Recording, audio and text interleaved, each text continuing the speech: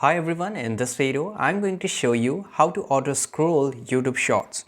It's very easy to do it. So let's get into our YouTube mobile application here. And once we're here, you have to click on the bottom right side corner, which is basically the profile icon. Once you're here, click on the settings icon, which is on the top right. And here on the fourth option, you will see this autoplay. Now click over here. Now you can see you have to just turn this on. And once you turn this on, the video will be get autoplayed. This option applies over YouTube Shorts as well as the longer form of any kind of videos which is available on YouTube, right? So this is how you can do it, and this is the only settings you have to do. So this is it guys. I hope you found this video very useful. If you did, make sure to like this video, subscribe channel, and see you guys in the next video.